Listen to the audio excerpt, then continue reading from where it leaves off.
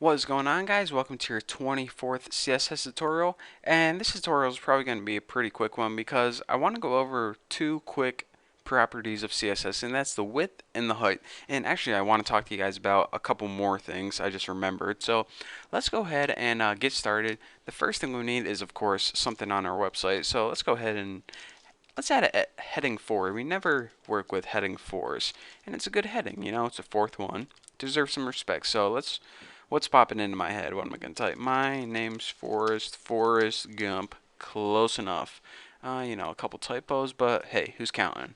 So let's go ahead and, actually, I want to give this a pretty cool color scheme. So let's go ahead and make the background red and the text white. I always like that color scheme. So background color red, and the color of the text, which is color white. So let's go ahead and save this and see what we got.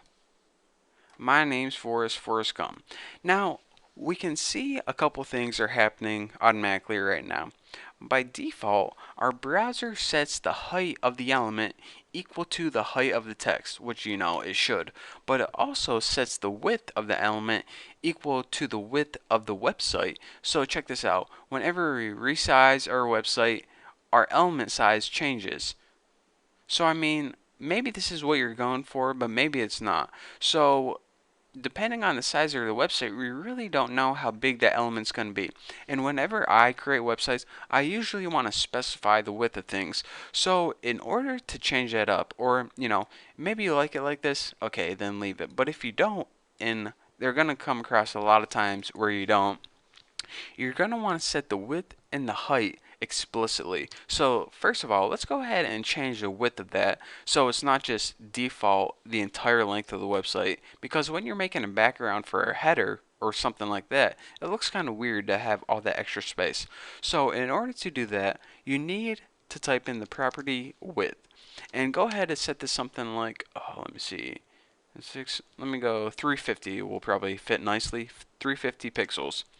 So now you can see whenever we save this, instead of having the header background automatically span across the entire website, no matter when we resize our website, the header stays 350 pixels constantly.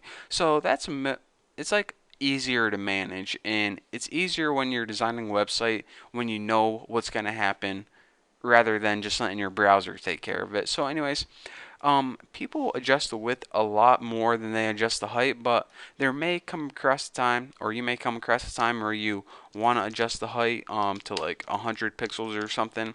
I typically don't mess with the height whenever I'm working with elements, but some people do. So anyways, here's a quick example of you adjusting the height.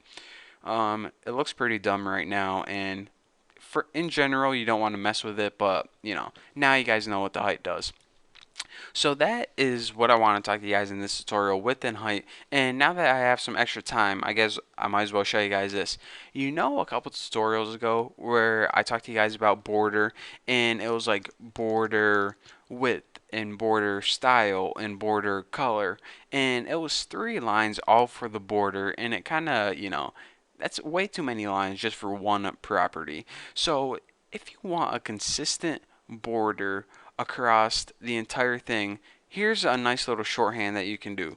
If you just go ahead and type border and not width or not style or not color or anything like that, just border, you can go ahead and type all the values on one line, and CSS in your browser are smart enough to recognize this. So border, let's go ahead and set the 3 pixels, solid for the style, and black. So this will save you a little extra time when coding. You don't have to span this across 3 lines. If you just go ahead and save this and refresh, your border is going to know, or excuse me, your browser is going to know that that is what you want for a border.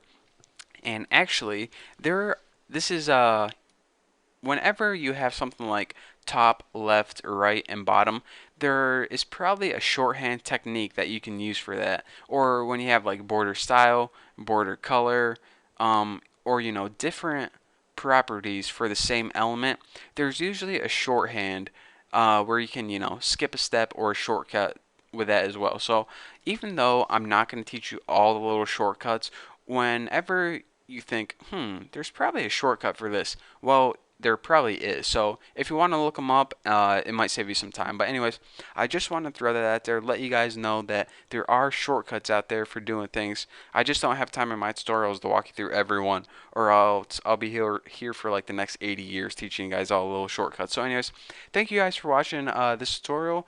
I don't even know what I'm going to be talking about in the next tutorial, but I guarantee it'll be amazing. So how can you not watch the next video with that guarantee? So thank you guys for watching. Don't forget to subscribe, and I'll smell you guys later.